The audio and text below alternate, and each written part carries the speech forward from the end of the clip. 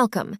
In today's Odyssey, I'm going to tell you what you should do to prepare and increase your own odds of surviving the nightmare of a nuclear explosion. If you haven't seen part 1, then I highly recommend you go ahead and watch that first. If you have, then let's get to it. So while it makes sense to shelter in place during the worst of the fallout, your ultimate goal will be to put a safe distance between you and the bomb's lingering radioactive effects, because in an instant, a nuclear detonation gives way to gamma radiation, which is notoriously powerful, able to penetrate inches of heavy material, even thick lead plating, and can quickly poison the body. Shielding can play a vital role in protecting you from radiation. So, if you're exposed to a nuclear detonation or meltdown, your very first priority will be to find the best possible shelter nearby.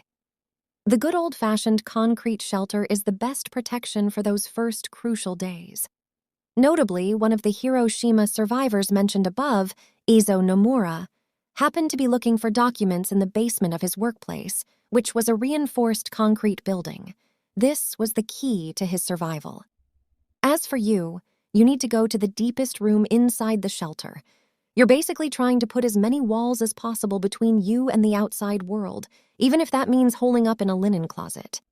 Note that you'll want to make sure you're away from doors, windows, and anything else that might be exposed to the outside world, and tape up the cracks around doors and windows to prevent particulates from seeping in. When preparing for a nuclear event, focus on stocking up on food and water.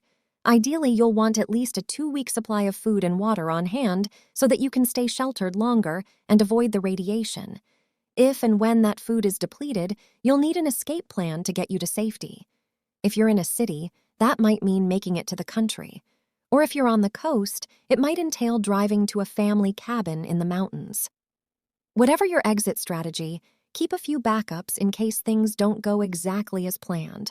Regardless of your exit strategy, it's important to have one, whilst keeping a few backups in case things don't go exactly to plan.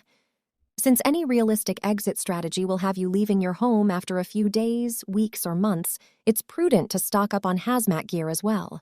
MIRA Safety's HAZSUIT, CM6M mask, and NBC-77 SOF filter can be paired with Kappler chemtape, tough chemical-resistant gloves, and overboots for complete protection. While it might be tempting to save a few dollars on your hazmat gear, remember that not all suits are created equal. The HAZSUIT strikes a nice compromise between the ultra-cheap suits and military suits, with reliable puncture-resistant performance and an appealing price point. Some folks will go as far as to prepare a special fallout room, nuclear war shelter, but a few minor considerations can actually upgrade an existing storm, hurricane shelter, to something that would increase your odds of surviving a nuclear event. In the end, there's a wealth of knowledge to consult online, and there are plenty of contractors who would be willing to work with you on a custom setup. Perhaps the most specific preparation for nuclear fallout should be in your bug-out bag. After all, you may be at work, school, or otherwise away from home when a nuclear event occurs, in which case, a bug-out bag is a crucial lifeline to get you to safety. Here are a few must-have items for everyone's bug-out bag.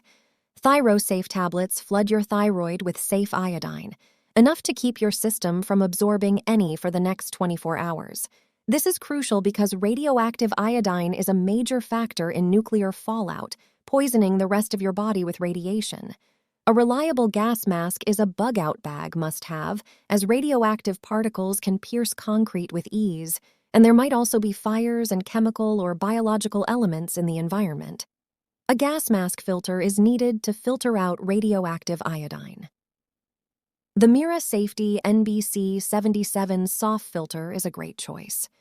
As mentioned earlier, an emergency radio is well worth the investment. The reason is because it will let you know whether it's safe to go outside when cell phones and standard phone lines go down. Pack whatever else fits, including a hazmat suit and chemtape for sealing things up. A gas mask is a definite must-have because it can be carried with ease and donned in a matter of seconds, while a hazmat suit can take substantially longer to deploy. With a bit of careful preparation and consideration, you can vastly increase your own odds of surviving the nightmare of a nuclear explosion and attendant fallout. Thank you for joining me on this odyssey, and like the video if you found this helpful.